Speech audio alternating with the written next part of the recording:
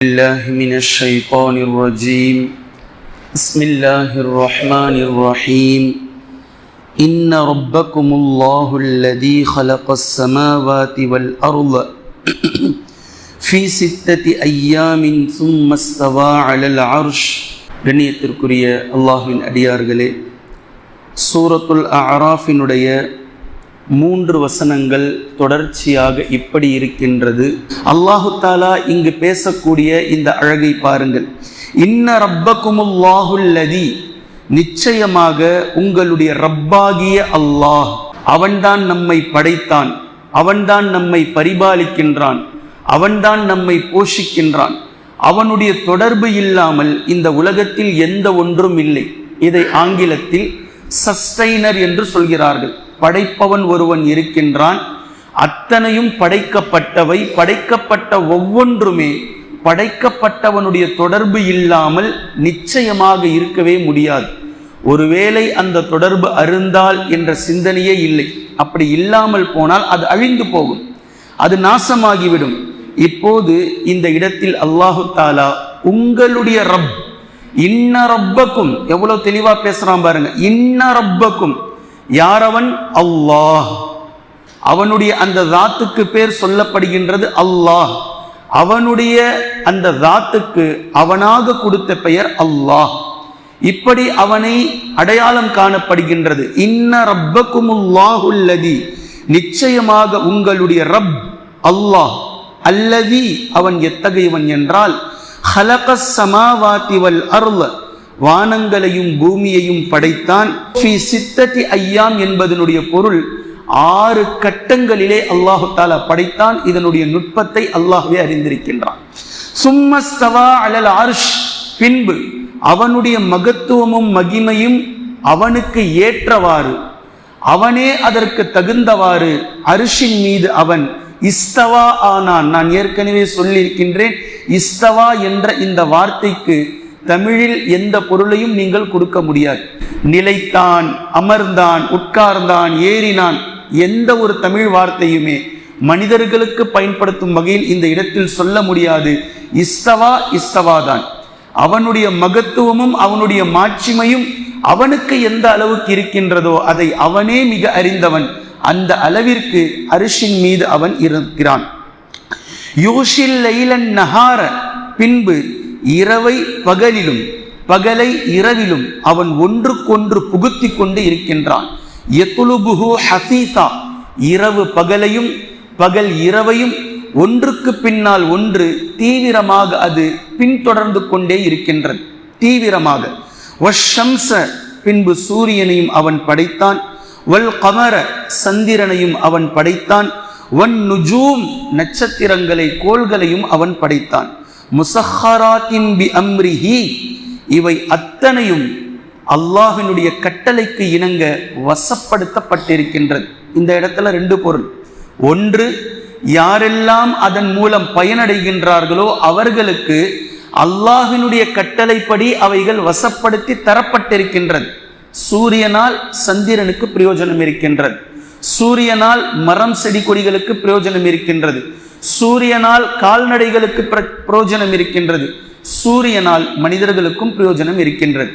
இப்படி பிரயோஜனம் யார் யாருக்கெல்லாம் இருக்கின்றதோ இவர்களுக்கு தக்கவாறு அல்லாஹ்வினுடைய கட்டளைப்படி அவைகளை அல்லாஹு தாலா வசப்படுத்தி வழங்கியிருக்கின்றான்.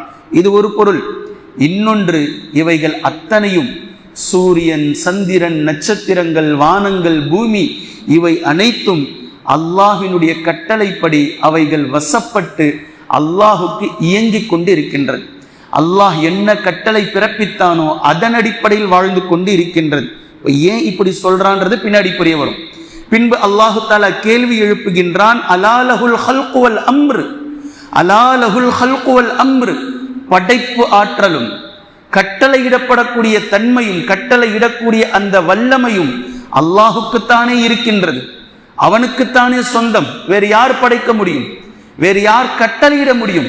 எவன் படைத்தானோ அவன் தான் கட்டளையிடுவான். எவனுக்கு கட்டளையிடப்படக்கூடிய ஆற்றல் இருக்கின்றதோ அவனுக்குத்தான் படைக்கக்கூடிய திறனும் இருக்க வேண்டும்.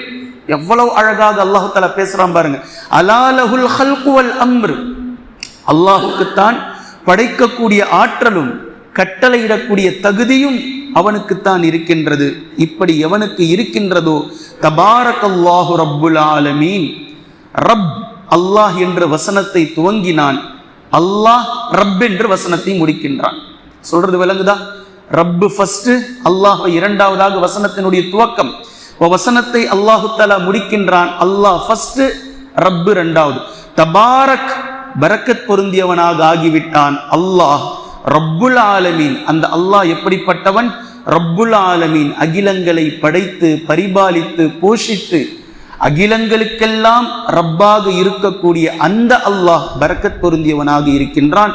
இது சூரத்துல் ஆராஃபினுடைய 54வது வசனம். இப்போ 55வது வசனத்திற்கு அல்லாஹு தாலா கடந்து செல்கின்றான். இவ்வளவும் அல்லாஹு தாலா சொன்னதனுடைய நோக்கம், வானம், பூமி, சூரியன், சந்திரன், நட்சத்திரங்கள் அனைத்தும் அல்லாஹுக்கு கட்டுப்பட்டு கொண்டு இருக்கின்றது. 2 பிரிவுகளை தவிர திமிரிக்கொண்டு இருப்பவர்கள் இவர்கள்தான் நாம் அஞ்ச வேண்டும். ஒன்று மனிதர்கள், மற்றொன்று ஜின்கள். இந்த இருவர்கள் மாத்திரம்தான் வியாக்கானங்களை பேசிக்கொண்டு தேவையில்லாத விவாதங்கள் செய்து கொண்டு அல்லாஹ்வை மறந்தவர்களாக இருக்கிறார்கள். அல்லாஹ் பேசுகின்றான், ரப்பாகிய அல்லாஹ் யார் என்று மிக தெளிவாக 54வது வசனத்தில் சொல்லிவிட்டு, உன்னுடைய வேலை என்னடா? உதுஉ ரப்பக்கும் தவர்ருஅன் வ குஃபியா. அல்லாஹ் தஆலா அழைக்கின்றான், உங்களுடைய ரப்பை நீங்கள் அழையுங்கள், தவர்ருஆ பணிவாகவும், வ குஃபியத்தன் அந்தரங்கமாகவும், பணிவோடும் ரகசியமாகவும் அல்லாஹ்விடத்தில் மிக அஞ்சியவர்களாக பணிந்தவர்களாக நீங்கள் அல்லாஹ்வை அழையுங்கள். இதனுடைய பொருள் வெறுமனே துஆ செய்யுங்கள் என்பதல்ல, மாற்றமாக அல்லாஹ்வை சார்ந்து இருங்கள். எல்லா நிலையிலும் எல்லா நேரங்களிலும் அல்லாஹ் இல்லாமல் எதையும் நீங்கள் யோசித்து விடாதீர்கள். உதுஉ ரப்பக்கும் தவர்ருஅன் வ குஃபியா, உங்களுடைய ரப்பை நீங்கள் அழையுங்கள், அந்தரங்கமாகவும் பணிவாகவும் நீங்கள் அழையுங்கள். இன்னஹு லா யுஹிப்புல் முஅ்ததீன், நிச்சயமாக அல்லாஹ் வரம்பு மீறுபவர்களை நேசிப்பதில்லை. வரம்பு மீறுவது எப்போது? அல்லாஹு தஆலா அடியார்களுக்கு போட்டிருக்கக்கூடிய ஒட்டுமொத்த கட்டளையையும் எவன் எப்போது ஒன்றையோ சிலதையோ பலதையோ பாதியையோ புறக்கணித்து வாழ்கின்றானோ, அல்லாஹ்வை மறந்து வாழ்கின்றானோ, அவனை பார்த்து குர்ஆன் பேசுகின்றது, இவன் வரம்பு மீறுபவன். அல்லாஹு தஆலா ஒரு வரம்பிட்டு இருக்கின்றான்.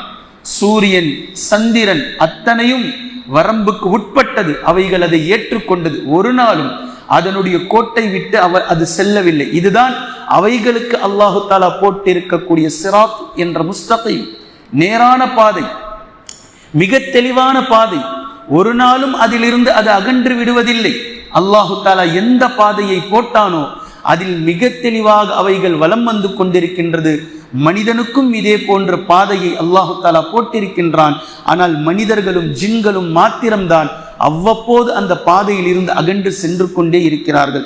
இப்போது 56வது வசனத்தை பாருங்கள். அல்லாஹு தஆலா இன்னும் தெளிவாக பேசுகின்றான். வலா துஃப்ஸிது, என்ன செய்யணும்ன்றத 55ல சொல்லிட்டான், என்ன செய்யக்கூடாது என்று பேசுகின்றான். வலா துஃப்ஸிது ஃபில் அர்ளி பஅத இஸ்லாஹிஹா, இந்த பூமியில் இணக்கத்தை அல்லாஹு தஆலா ஏற்படுத்தியதற்கு பின்னால், சீர்திருத்தத்தை அல்லாஹு தஆலா ஏற்படுத்தியதற்கு பின்னால் இந்த பூமியிலே ஃபசாது செய்யாதீர்கள், குழப்பம் செய்யாதீர்கள். அல்லாஹு தஆலா அல்லாஹினால் ஏற்படுத்தப்பட்ட நபிமார்கள், அவர்களால் நபிமார்களால் அதற்கு பின்னால் வந்த நல்லடியார்கள் முஃமின்கள் இந்த பூமியை சீர்திருத்தம் செய்து கொண்டே இருக்கிறார்கள். இப்படி சீர்திருத்தம் செய்யப்பட்டதற்கு பின்னால் இந்த பூமியிலே நீங்கள் குழப்பத்தை விளைவிக்காதீர்கள். மாற்றமாக வதுஊஹு ஹௌஃபன் வ தமஆ, அல்லாஹ்வை நீங்கள் அழையுங்கள், அஞ்சியவர்களாகவும் மிகவும் ரகசியம் மிகவும் பேராவல் கொண்டவர்களாகவும் அல்லாஹ்வை நீங்கள் அழையுங்கள். இப்ப அல்லாஹ்வை அழைப்பதற்கான விதிகள் 4 விதிகளாக இங்கு அல்லாஹ்விடத்தில் சொல்லப்பட்டிருக்கின்றது. 55இல் 2, 56இல் 2. நல்லா கவனிங்க. நம்பர் 1 தவர்ருஆ, பணிவு இருக்கணும். அல்லாஹ்வை அழைக்கக்கூடிய அழைப்பில் பணிவு இருக்க வேண்டும். நம்பர் 2 வகுஃபியா, ரகசியமாக அமைதியாக அந்தரங்கமாக. நம்பர் 3 ஹவுஃப், அச்சம் இருக்க வேண்டும். அல்லாஹ்வை அழைப்பது என்ன அப்படி இல்லை, அல்லாஹ் அச்சம். எவ்வளவு தெளிவா ரப்புல் ஆலமீன் பேசுறான் பாருங்க. ஹவுஃப், அச்சத்தோடு நீங்கள் அழைக்க வேண்டும். நான்காவது பேர் ஆதரவோடு, பேராசையோடு துஆ கேட்டால் நிச்சயமாக அல்லாஹு தஆலா அதை வீணாக்க மாட்டான். ஏனெனில் அவன் என்னுடைய ரப், நான் அவனுடைய அடிமை. கண்டிப்பாக அல்லாஹு தஆலா ஏதோ ஒரு வழியில் இதற்கு பதிலளிப்பான் என்ற பேராசையோடு, பேராதரவோடு, பேர் ஆவலோடு அல்லாஹ்வை அழைப்பது. இந்த 4 விஷயத்திலும் அல்லாஹ்வை அழைப்பதனுடைய 4 விதிகளையும் அல்லாஹு தஆலா இந்த இடத்தில் நமக்கு சொல்லிக் கொடுத்து விட்டான். சொல்லிட்டு அல்லாஹு தஆலா இதை அவனுடைய பாணியில் நமக்கு புரிய வைக்கின்றான். பாருங்கள், இன்ன ரஹ்மத்தல்லாஹி கரீபும் மினல் முஹ்சினீன், நிச்சயமாக அல்லாஹ்வினுடைய ரஹ்மத், அல்லாஹ்வினுடைய அருள் கரீப், சமீபமாக இருக்கின்றது. யாருக்கு? மினல் முஹ்சினீன், சுய ஒழுக்கத்திலும் சரியாக இருந்து தன்னுடைய குடும்பத்தையும் சரிவர நடத்தி சமூக பொறுப்பிலும் தன்னை சீர்திருத்துவதாக இருக்க செய்யக்கூடிய இந்த விஷயத்தில் அல்லாஹு தஆலா முஹ்சினீன் என்று பேசுகின்றான். இன்ன ரஹ்மத்தல்லாஹி கரீபும் மினல் முஹ்சினீன், நிச்சயமாக அல்லாஹ்வினுடைய ரஹ்மத், கருணை, அருள் சமீபமாக இருக்கின்றது முஹ்சினீன்களுக்கு என்று அல்லாஹு தஆலா இந்த 3 வசனங்களில் பேசி முடித்திருக்கின்றான். இந்த 3 வசனங்களை உற்று நாம் நோக்க வேண்டும்.